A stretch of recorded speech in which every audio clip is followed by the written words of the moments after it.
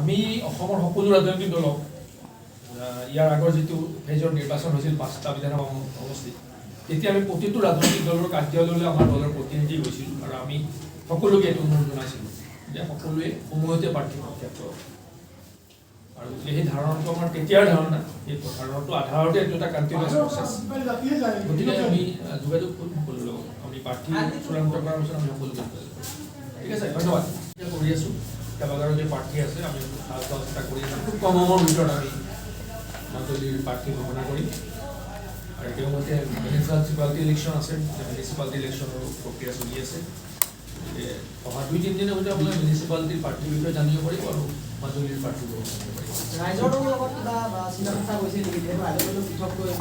প্ৰাৰ্থী দিয়াৰ প্ৰকাশ কৰিছে আপোনালোকে যোৱা বিষয়টো তেনেকুৱা নহয় হয়তো আগতেও বহুতবাৰ কৈছোঁ এইটো আকৌবাৰ মই বাৰু অন্তিমবাৰৰ পৰা ক্লিয়াৰ কৰিলোঁ যে যোৱা উপ নিৰ্বাচনৰ যেতিয়া হৈছিল 5খন বিধানসভা সমষ্টি তেতিয়া আমাৰ দলে এটা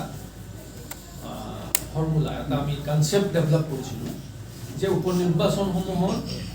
বিজেপি বিৰোধী আৰু সাম্প্ৰদায়িক শক্তি বিৰোধী প্ৰাৰ্থীসমূহ দলসমূহত উমৈহতীয়া প্ৰাৰ্থী প্ৰত্যাখ্যান হ'লে ভাল হয়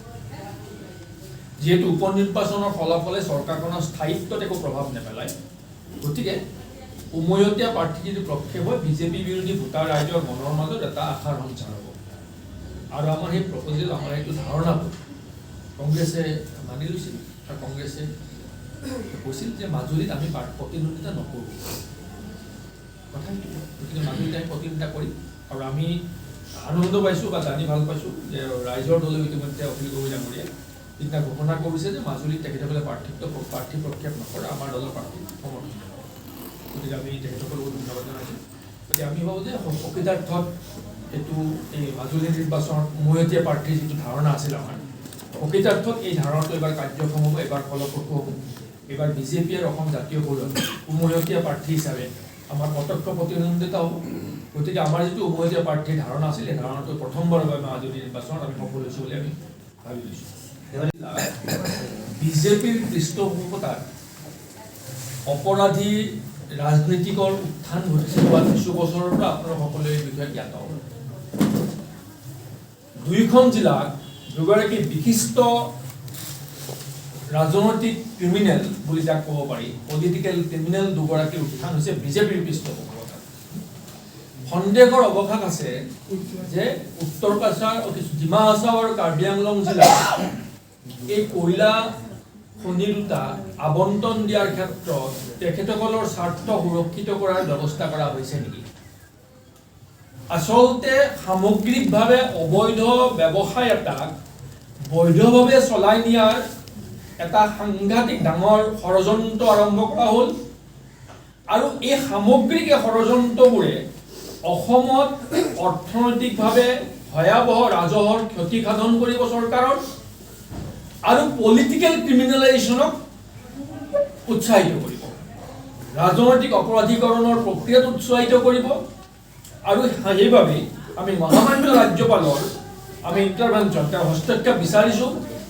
মুখ্য সচিবক আমি দৃষ্টিগোচৰ কৰিছোঁ যে এই বিষয়বোৰৰ তদন্ত হোৱা উচিত আৰু বিষয়বোৰ সম্পৰ্কত ৰাজ্য চৰকাৰে নিজৰ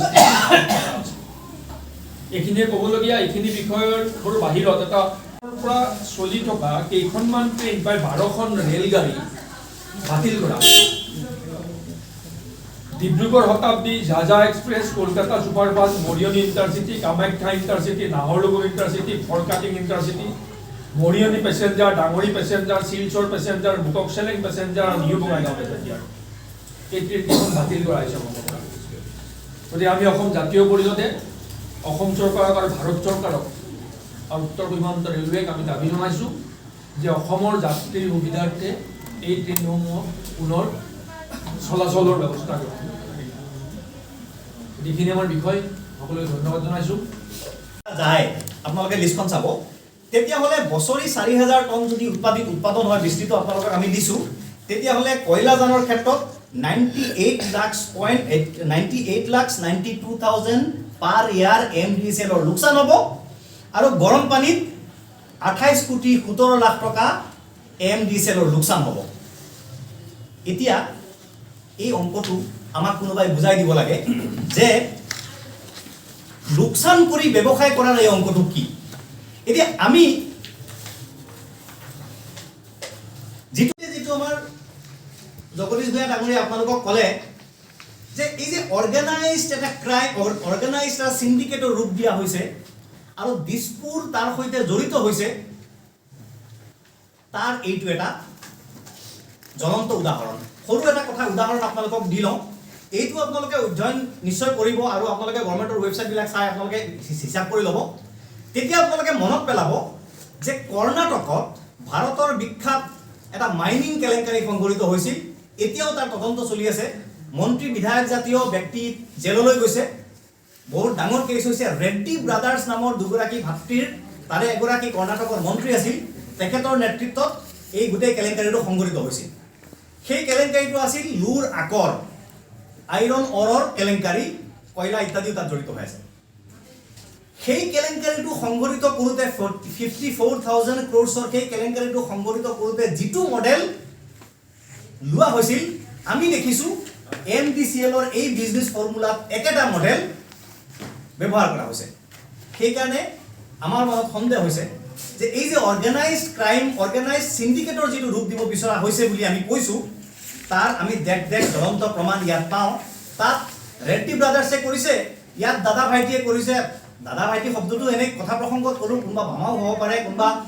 বেলেগ সম্বন্ধ হ'ব পাৰে ককাও হ'ব পাৰে পাৰিলে কোনোবা দাঁতিও হ'ব পাৰে এটা উদাহৰণ দিছোঁ আপোনালোকক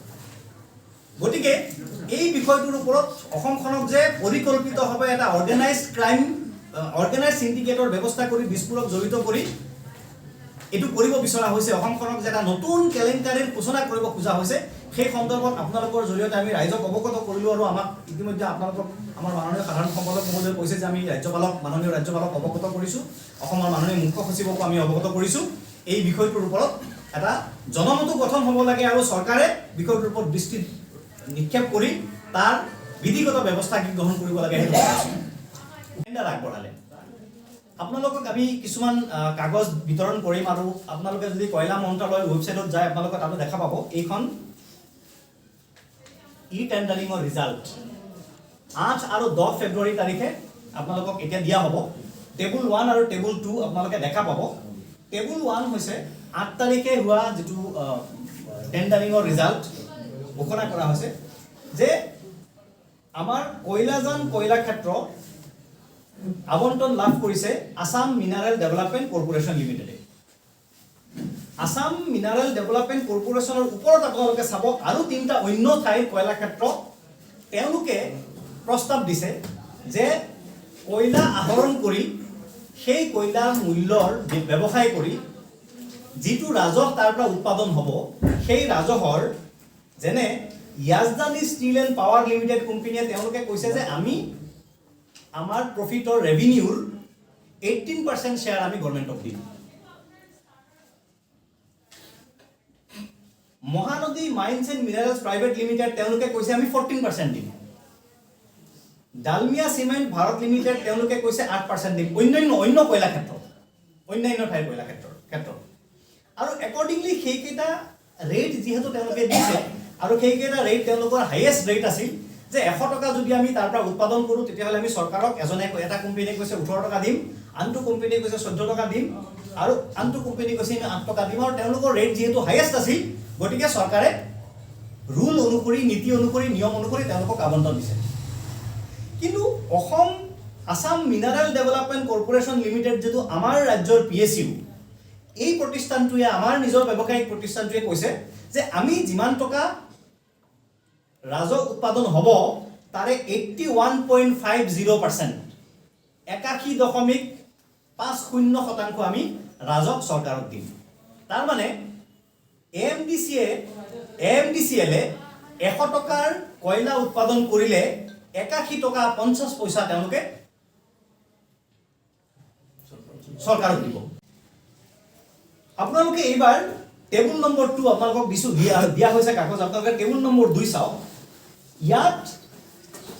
তিনিটা প্ৰতিষ্ঠান তিনিখন কয়লা ক্ষেত্ৰৰ নাম আছে তাৰে হিন্দালকো ইণ্ডাষ্ট্ৰিজ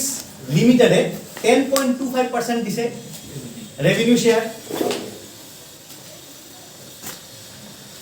BS ইস্পাত লিমিটেডে তেওঁলোকে পাইছে তেওঁলোকে দিছে 18.25% আৰু গৰম পানী কয়লা ক্ষেত্ৰত আসাম মিনাৰেল ডেভেলপমেণ্ট কৰ্পোৰেশ্যনে শ্বেয়াৰ দিব গভৰ্ণমেণ্টত ৰেভিনিউ শ্বেয়াৰ দিব তেওঁলোকে প্ৰস্তাৱ দিছে 288.25%। আপোনালোকে এই ফিগাৰটো মন কৰক। তাৰমানে 100 টকাৰ কয়লা উৎপাদন হলে আসাম মিনাৰেল কৰ্পোৰেশ্যন লিমিটেডে চৰকাৰক ৰাজহ দিব কিমান 288 টকা 25 পইচা। এতিয়া আপোনালোকে আমাক এই বিজনেছ ফৰ্মুলাটো কোনে আৱিষ্কাৰ কৰিলে মানুহজনক বিচাৰি উলিয়াই আনি দিব যদি পাৰে ৰাইজক আমি অনুৰোধ কৰিছো যে 100 টকা উৎপাদন কৰি 288 টকা 25 পইচা তাৰ ৰেভিনিউ দিব, এইটো কি বিজনেছ মডেল আমি বুজি পোৱা নাই। এতিয়া আপোনালোকে টেবুল নম্বৰ 3 আপোনালোকক আৰু এখন দিছো, আপোনালোকে চাওক। টেবুল নম্বৰ 3 আমি আপোনালোকক দেখুৱাইছো, বৰ্ণনা কৰা হৈছে যে কয়লাজান কয়লা ক্ষেত্ৰত চৰকাৰী তথ্য মতে মুঠ কয়লা ভূমিৰ তলত মজুত আছে 58,000 টনছ আৰু গৰম পানীত মজুত আছে 48 লাখ টন। বিৰাট বৃহৎ কয়লা ক্ষেত্ৰ আমাৰ গৰম পানী। আৰু চৰকাৰে হিচাপ কৰি দেখিছে, সাৰ্ভে কৰি দেখিছে যে কয়লাজানত বছৰি 4,000 টন আৰু গৰম পানীত বছৰি 20,000 টন কয়লা উৎপাদন কৰিব পৰা যাব। তাৰ কাৰণে চৰকাৰে এটা ৰেট ফিক্স কৰিছে যে প্ৰতি টন কয়লা চৰকাৰে বিক্ৰী কৰিব, তাৰ পৰা মানে এক্সট্ৰেক্ট হোৱা কয়লা বিক্ৰী কৰিব 5,614 টকা দামত। আমি ইতিমধ্যে আপোনালোকক কৈছো যে আমাৰ MDCL এ বিডিং কৰিছে গৰম পানীৰ ক্ষেত্ৰত 288.25% আৰু কয়লাজানৰ ক্ষেত্ৰত 81.50%। এই দুটা পইণ্ট আপোনালোকে নোট কৰিব। যিটো প্ৰচেছ আপোনালোকে নিশ্চয় জানে, তাত শ্ৰমিক লগাব লাগিব, মেচিন লগাব লাগিব, তাৰ এটা খৰচ নাই জানো। তো চৰকাৰী হিচাপ মতে কয়লা উৎপাদন কৰোঁতে পাৰ টন কয়লাৰ এক্সট্ৰেক্টিং কষ্ট 2,400 টকা। আৰু গভৰ্ণমেণ্টৰ কিছুমান আৰু প্ৰচিডিউৰ আছে, কিছুমান ৰয়েলটি দিব লাগিব আৰু কিছুমান চেছ দিব লাগিব ইত্যাদি আছে। যেনে আপোনালোকক আমি দিছো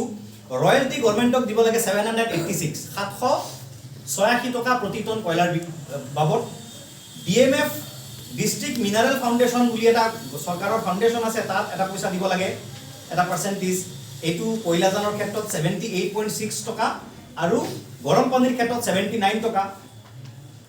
নেশ্যনেল মিনাৰেল এক্সপ্লৰেশ্যন ট্ৰাষ্ট তেওঁলোকক দিব লাগে কয়লাজানৰ ক্ষেত্ৰত 15.7 টকা আৰু গৰম পানীৰ ক্ষেত্ৰত 16 টকা। সেইটো যদি আমি টোটেল হিচাপ কৰোঁ আৰু গভৰ্ণমেণ্টে যিটো ৰেট ফিক্স কৰিছে সেই ৰেটৰ অনুসৰি কয়লাজানত যদি 81% ৰেভিনিউ শ্বেয়াৰ দিবলগীয়া হয়, তেতিয়াহ'লে কয়লাজানৰ ক্ষেত্ৰত প্ৰতি টনৰ বিপৰীতে চৰকাৰক ৰাজহ MDCL এ দিব লাগিব 4,575। গৰম পানীৰ ক্ষেত্ৰত দিব লাগিব 16,186 টকা, কাৰণ 288.25% কৰিছে। এতিয়া যদি টোটেল আপোনালোকে হিচাপ কৰে, তাৰপিছত মাটিৰ টেক্স এটা আছে, লেণ্ড টেক্স আৰু ইত্যাদি ইত্যাদি মিলাই পেলাই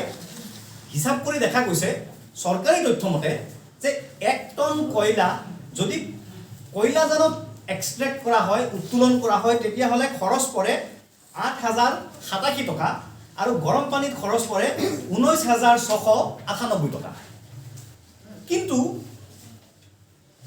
চৰকাৰী ৰেট কিমান বিক্ৰী কৰাৰ আপোনালোকৰ তালিকাখনত চাই লওক। চৰকাৰী ৰেট হৈছে 5,614 টকা পাৰ টন। তাৰ মানে প্ৰতি টন কয়লাত MDCLৰ লোকচান হ'ব কয়লাজানত 2,473 টকা আৰু গৰম পানীত 14,083 টকা।